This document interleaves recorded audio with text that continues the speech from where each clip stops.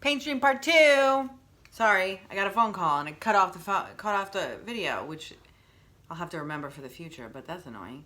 Anyway, life is not fair. No one promised it would be. God never said it would be. We'd like it to be. It would be nice if it was, but it's not. This does not mean you should not be fair. If you want fairness, be fair. If you want love, love. You may not receive it back always, but at least you're creating the reality of the world you seek. Yes.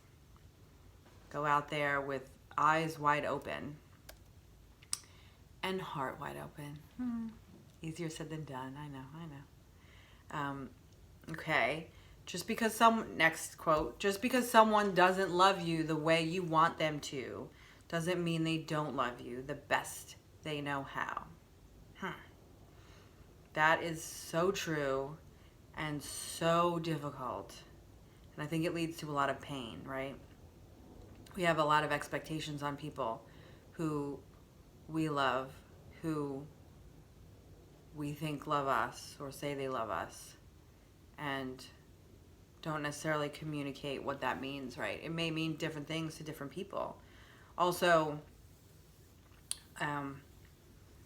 people love you the best they know how, but maybe that's not so good, in your opinion, because they are broken too, right? We all have our wounds. We all had things happen to us, and some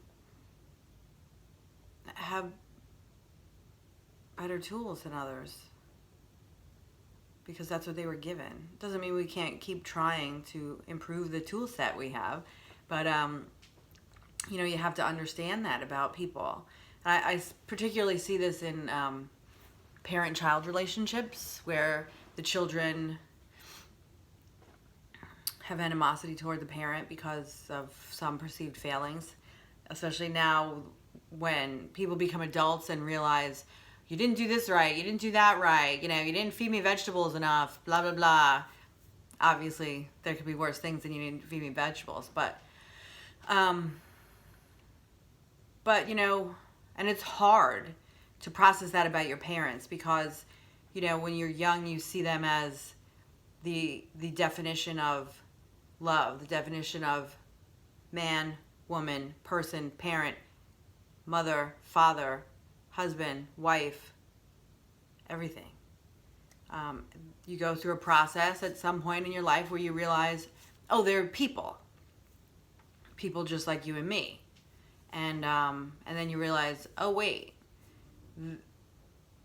this is what I know about being a person, and here's what I know about raising children based on what I'm learning in the world, and you didn't give me that, and you should have given me that. My failings are now your fault, and that may be true. All that may be true, but it's not like they didn't give you those things or do those things or be that thing because they intentionally wanted to hurt you.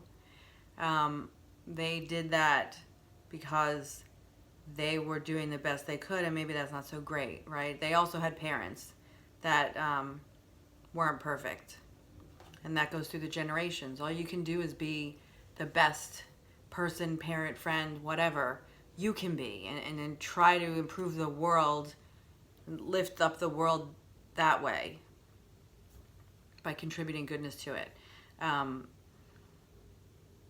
Those tools that I talked about is one analogy to use.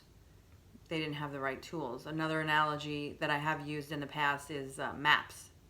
So last Christmas I gave my nieces each a poem, and I wrote them a card, and the card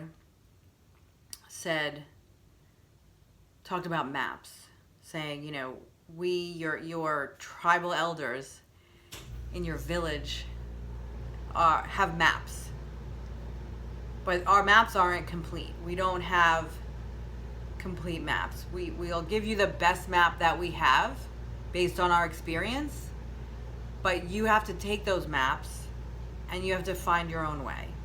And hopefully you can come up with a better map, a more accurate map. to find your soul's happiness. But I'll give you the best map I have. That's all I have. Part of that map were these books for me. 10 years later, I'm talking in my phone.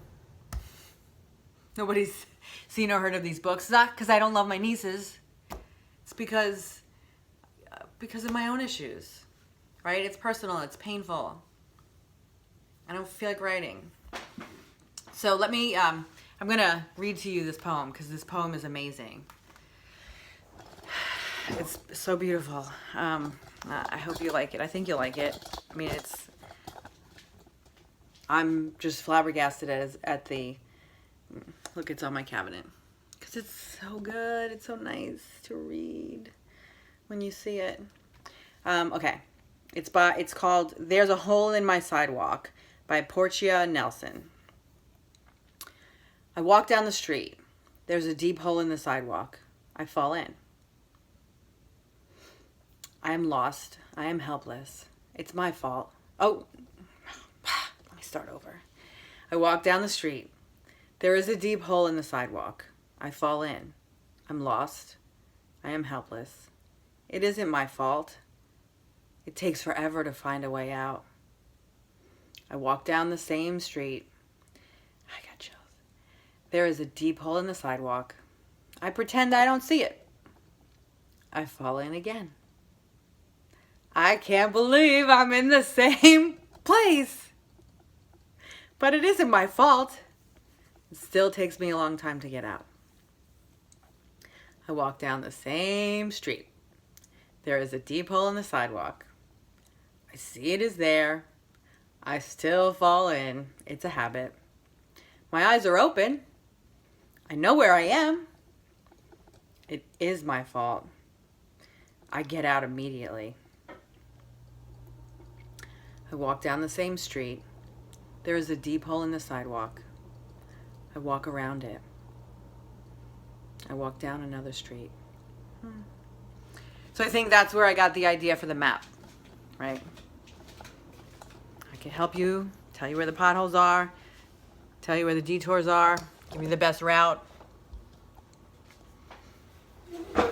But you might go, oh, look, a pothole. Let's go down that street. And you might not know what a pothole looks like. I don't know. It's all a journey. So, hope you enjoyed that. I think I'm going to save the rest of this for tomorrow because one of them is pretty long. So, I hope you enjoyed that. Peace out.